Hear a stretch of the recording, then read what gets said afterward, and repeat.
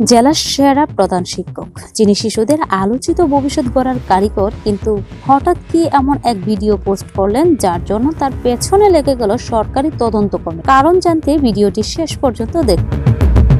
ঘটনাটি সিলেটের ফেসিগঞ্জের পিটাইটিকর সরকারি প্রাথমিক বিদ্যালয়ের প্রধান শিক্ষিকা বিউটি রানী পাল, যিনি 2026 সালে সিলেট জেলার শ্রেষ্ঠ প্রধান শিক্ষক হিসেবে নির্বাচিত হয়েছিলেন। সম্প্রতি তিনি সামাজিক যোগাযোগ মাধ্যমে একটি শর্ট রিলস ভিডিও পোস্ট করার পর থেকেই দেশ জুড়ে আলোচনা ও সমালোচনার ঝড় উঠেছে। ভিডিওটিতে দেখা যায় স্কুল প্রাঙ্গণে দাঁড়িয়ে শাড়ি পরে আজ কেন মন উদাসী হয়ে গানের সাথে রিলস বানিয়েছিলেন তিনি।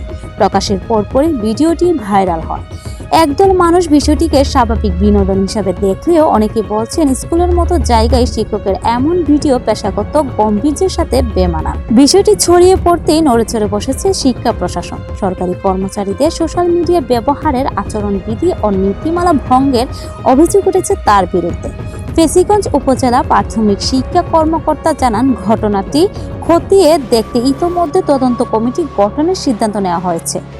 তদন্তের পরই জানা যাবে জেলার এই সেরা শিক্ষিকার বিরুদ্ধে প্রশাসনিক কোনো ব্যবস্থা নেওয়া হচ্ছে কিনা। তবে আপনারা কি মনে হয়, স্কুল প্রাঙ্গণের শিক্ষকের এমন রিলস বানানো কি স্বাভাবিক নাকি আচরণবিধি লঙ্ঘন?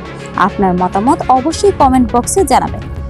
দেশ বিদেশের রাজনৈতিক ও সমসাময়িক খবরের প্রতি গভীর বিশ্লেষণ সবার আগে পেতে এখনই আমাদের চ্যানেলটি সাবস্ক্রাইব করে সাথেই থাকুন। আপনাদের সাথে ছিলাম আমি কুলসুমা আক্তার। দেখা হবে পরবর্তী পর্বে। ধন্যবাদ সবাইকে। আল্লাহ হাফেজ।